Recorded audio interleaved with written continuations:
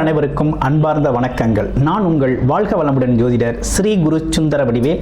இப்போ பார்த்தீங்கன்னா 2025 கார்த்திகை மாத பலாபலன்கள் எப்படி இருக்க போகுது, என்ன செய்யலாம் அப்படிங்கிறதை பற்றி ஒவ்வொரு ராசிக்கும் விரிவாக தெளிவாக நம்ம பார்க்க இருக்கிறோம். அந்த வகையில் இப்போ கார்த்திகை மாதம் அப்படின்னாலே மிகப்பெரிய சிறப்பு வாய்ந்த மாதம் கார்த்திகை மாதம். ஏன்னா சூரிய பகவான் பார்த்தீங்கன்னா காலச்சக்கரத்தின் 8ஆம் இடத்துல இருந்து அருள்பளிக்கக்கூடிய ஒரு அற்புதமான மாதமாக இந்த மாதம் அப்படிங்கிறது அமைஞ்சிருக்குது. அதுலேயும் மிக மிக சிறப்பு அப்படின்னு எடுத்துக்கிட்டோம்னா திருவண்ணாமலை தீபம். கார்த்திகை மாதம்னால எல்லாருக்குமே ஞாபகத்துக்கு வரக்கூடியது தீபம் தான். அப்போ திருவண்ணாமலை தீபம் அப்படிங்கிறது அது ஒரு பக்கம் இருந்தாலும் பரணி தீபம் அப்படிங்கிறது நம்ம வீட்டில் ஏற்றுறது உண்டு. இந்த பரணி தீபம் அப்படின்னு பார்த்தோம்னாக்க நம்மளோட முன்னோர்கள் பித்திருக்கள் சம்பந்தப்பட்ட விஷயத்துக்கும் அதே போல் குடும்பத்தின் மகிழ்ச்சி, சுபிச்சம், செல்வாக்கு, வசதி, லட்சுமி கடாட்சம் போன்ற அனைத்து விஷயங்களுக்குமே பார்த்தீங்கன்னா அந்த தீபம் ஏற்றி வழிபாடு செய்கிறது அப்படிங்கிறது மிக முக்கியமான ஒரு விஷயமாக இருக்குது. அப்போ இந்த கார்த்திகை மாதத்தில் இந்த கார்த்திகை தீபம் அப்படிங்கிறது பார்த்தீங்கன்னா கொண்டாடப்பட வேண்டிய மிகப்பெரிய முக்கியமான நிகழ்வாக இது இருக்குது. அதுலேயும் குறிப்பாக திருவண்ணாமலை தீபத்தை பார்க்குறது அப்படிங்கிறது பார்த்தீங்கன்னா மிகப்பெரிய புண்ணிய பாக்கியம் அப்படிங்கிறது கிடைக்கும் அப்படிங்கிறதும், அதே போல் முன்னோர்கள் சாப நிவர்த்தி சரியாகும் அப்படிங்கிறதும், திருமணம் சார்ந்த விஷயங்கள், குடும்பத்தின் மகிழ்ச்சி சார்ந்த விஷயங்கள், குழந்தை பாக்கியம் சம்பந்தப்பட்ட விஷயங்கள்லாம் பார்த்தீங்கன்னாக்க வேண்டுதலோடு இந்த திருவண்ணாமலை தீபம் கிரிவலம் சென்று பார்க்கையில் அது அற்புதமாக உங்களுக்கு அங்கே இருக்கக்கூடிய சித்தர்கள் சார்ந்த விஷயங்கள் எல்லோருமே அருள்பளித்து உங்களுக்கு அதற்கான விஷயங்கள் நீங்கள் என்ன நோக்கம் என்ன எண்ணத்திற்காக சென்றீங்களோ அந்த விஷயம் நடைபெறுவதற்கான அருள்பளிக்கக்கூடிய ஒரு அற்புதமான விஷயம் அப்படிங்கிறது இந்த திருவண்ணாமலை தீபம் இந்த கார்த்திகை மாதத்தில் வரக்கூடிய மிகப்பெரிய சிறப்பாக இருக்குது. அடுத்து இப்போ ஒவ்வொரு மாதமும் நம்ம ஒவ்வொரு ராசிக்கும் என்னென்ன விதமான பலன்கள் இருக்குது அப்படிங்கிறதை பற்றி கிரக மாற்றங்கள், கிரக பயிற்சிகள் அதை பொறுத்து ஒவ்வொருத்தருக்கும் ஒவ்வொரு விதமான பலன்களும் நட்சத்திர பலன்களும் சேர்த்து நம்ம கொடுத்துக்கிட்டு இருக்கோம். அந்த வகையில் பார்த்தீங்கன்னா இப்போ இந்த கார்த்திகை மாதத்தில் நடந்திருக்கக்கூடிய கிரக மாற்றங்களால் என்னென்ன விஷயங்கள் உங்களோட வாழ்க்கையில் எது சார்ந்த முயற்சிகள் கை கொடுக்கும், எது சார்ந்த விஷயத்தில் கொஞ்சம் தாமதமாக எடுத்துக்கலாம் அப்படிங்கிறதை பற்றி முழுமையாக விரிவாக நம்ம இப்போ பார்க்க இருக்கிறோம். இப்போ உங்களுடைய ராசிக்கு எப்படி இருக்கும் அப்படிங்கிறத விரிவாக பார்ப்போம். கும்பராசி காலச்சக்கரத்தின் 11வது ராசியாக இருக்கக்கூடிய கும்பராசி நேயர்களுக்கு சனி பகவானின் ஆதிக்கம் நிறைந்த உங்களுடைய ராசிக்கு என்னென்ன மாதிரி கிரக மாற்றங்கள் இருக்குது, கிரக நிலைகள் எப்படி இருக்குது, இந்த கார்த்திகை மாதம் எப்படி இருக்கும். கார்த்திகை அப்படின்னு எடுத்துக்கிட்டோம்னாலே திருவண்ணாமலை, கார்த்திகை தீபம் அப்படிங்கிற ஒரு விஷயங்கள், அல்லது கோவில்கள் சார்ந்த விஷயங்களுக்கு மாலை போட்டு வழிபாடு செய்கிறது அப்படின்னு பல்வேறு விஷயங்கள் ஞாபகத்துக்கு வரும். இருந்தாலும் இப்போ உங்களுடைய ராசிக்கு கிரக மாற்றங்கள், கிரக சூழ்நிலைகள் எப்படி இருக்குது. ராசியிலேயே ராகு பகவான் இருக்கிறார். ராசிக்கு 2ஆம் இடத்தில் சனி பகவான் வக்ரம் பெற்று இருக்கக்கூடிய ஒரு அமைப்பு. ராசிக்கு நேராக 6ஆம் இடத்துல என்ன நடக்குது, குரு பகவான் அதிசாரம் பெற்று இருக்கிறார். உங்களுடைய ராசியிலிருந்து 10ஆம் இடத்துல சூரியன், செவ்வாய், புதன் அப்படிங்கிற 3 கிரகங்களின் கூட்டு கிரகங்கள் அங்கே இருக்குது. 9ஆம் இடத்துல சுக்கிரன் ஆட்சி பெற்றிருக்கிறார். ஸோ இதுதான் விஷயம். ராசியிலே ராகு, 7ஆம் இடத்துல கேது. ஸோ இப்படிப்பட்ட அமைப்புகளோடு இருக்குது உங்களோட கிரக அமைப்பு. இந்த கிரக அமைப்புகளில் என்ன செய்யலாம் அப்படின்னா கும்பராசியை பொறுத்தவரையில் சனி பகவானோட பாதிப்பு அப்படிங்கிறது எக்கச்சக்கமாக அனுபவிச்சாச்சு. எப்படி எக்கச்சக்கமாக அனுபவிச்சாச்சு. என்ன விஷயம்னா வேலை தொழில் சார்ந்த விஷயத்தில் ஏகப்பட்ட நட்டம், லாஸ், ஏகப்பட்ட விஷயங்களை சந்திச்சாச்சு. ஏன்னா வேலையை விட்டவங்களுக்கு வேலை கிடைக்கல, தொழில் ஆரம்பித்தவங்களுக்கு தொழில் லாபம் இல்லை, தொழில் சரியாக ஓடலை, தொழிலாளர்கள் இல்லை, ஆமாம் புதிய ஒப்பந்தங்கள் இல்லை அப்படின்னு பல்வேறு விஷயங்களை இடர்பாடுகளை சந்திச்சாச்சு.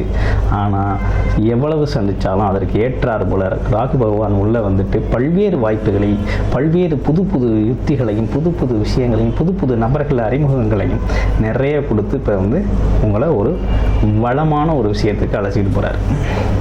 அதுக்கு ஏற்றார் போல குரு பார்வையும் உங்களுக்கு அமைஞ்சிருந்துச்சு. இப்போ என்ன நடந்திருக்கு அப்படின்னா குரு பார்வை அப்படிங்கிறது இப்போ உங்களுடைய ராசிக்கு 12ஆம் இடம், அதே போல் 10ஆம் இடம், அதே போல் 2ஆம் இடம் அப்படிங்கிற இடங்களை குரு பார்க்குறார். அப்போ குருவின் பார்வை அப்படிங்கிறது தொழில் அமைப்புகளில் ரொம்ப அற்புதமாக உள்ளது. ஆல்ரெடி தொழில் ஸ்தானத்தில் செவ்வாய் பகவான், சூரிய பகவான், புதன் அப்படிங்கிற 3 கிரகங்கள் அமைப்புகள் அங்கே இருக்குது. அப்போ இந்த அமைப்புகளோடு சேர்ந்து குரு பார்வை உலகையில் கண்டிப்பாக தொழிலில் ஜெயிச்சே ஆகணும். வேலை கிடைச்சே ஆகணும். அது மட்டும் இல்லாமல் இருக்கிற வேலையில் பதவி உயர்வு அனுபவிச்சே ஆகணும். ஒரு உயர்ந்த இடத்துக்கு போயே ஆகணும். எதிர்பார்த்த மாதிரி பதவி உயர்வு கிடைக்கணும் அப்படிங்கிற அமைப்பு இருக்குது. அதே போல் உங்களுக்கு இடம் வீடு பூமி வாங்கணும் அப்படிங்கிற அமைப்பு அப்படிங்கிறது இப்போ உருவாகிருக்கு. ஆமாம், அரசு காரியங்கள் அனைத்துமே ரொம்ப ஈஸியாக சாதகமாக முடியும். ஆமாம், இப்படி இருக்குது நிலவரம். அடுத்து குலதெய்வ அருள் முழுமையாக கிடைக்கக்கூடிய ஒரு அமைப்பு அப்படிங்கிறது உருவாகிருக்கு. ஆமாம், கிட்டத்தட்ட இந்த காலகட்டம் அப்படிங்கிறது உங்களுக்கு சாதகமான சூழ்நிலையை தருது. இது வேலை, தொழில் அமைப்பு, அது மட்டும் இல்லாமல் ப்ரொமோஷன் சார்ந்த விஷயங்கள், இப்போ நெக்ஸ்ட் லெவல் ஹையர் லெவல் போகிறது, ஹையர் ஸ்டடீஸ் படிக்க போகிறது, அந்த மாதிரி ஏதோ ஒரு ப்ராஜெக்ட் பண்ணி அதில் சக்ஸஸ்ஃபுல்லாக தன்னை மிகைப்படுத்திக்கிறது, இப்படிப்பட்ட விஷயங்கள்லாம் அற்புதமாக இருக்கக்கூடிய காலகட்டமாக இருக்குது. ராசிக்கு 2ஆம் இடத்துல சனி பகவான் இருந்து குடும்பத்தில் ரொம்ப கலவரத்தை உருவாக்கி இருந்தார் இல்லையா, இப்போ கலவரம்லாம் கொஞ்சம் குறைஞ்சிரும். ஏன்னா குரு பார்வை சுபத்துவம் பெற்ற குரு பார்க்குறார். ரொம்ப கலவரம் குறைஞ்சு கொஞ்சம் கலவரம்லாம் கொஞ்சம் சாந்தமாயிடும். ஆமாம், முன்னாடி மாதிரி பேச்சு இருக்காது. இப்போ பேச்செல்லாம் கொஞ்சம் படிப்படியாக குறைஞ்சிரும். கொஞ்சம் என்னென்னா வாக்குவாதங்கள் குறைஞ்சி நட்பு அன்பு அப்படிங்கிறது அதிகரிக்கக்கூடிய ஒரு அமைப்பு அப்படிங்கிறது உருவாகிருக்கு. குடும்பத்தில் மகிழ்ச்சி அப்படிங்கிறது ஸ்டார்ட் ஆகிடும். ஸோ நல்ல காலம் அப்படிங்கிறது உருவாயிருச்சு. திருமணம் சார்ந்த விஷயங்களுக்கு முயற்சி எடுக்கிறவங்களுக்கு திருமண வரன் அமையக்கூடிய நல்ல காலகட்டம். அது உங்களுடைய பிறப்பு ஜாதகம் அப்படிங்கிறத பார்த்துக்கணும்.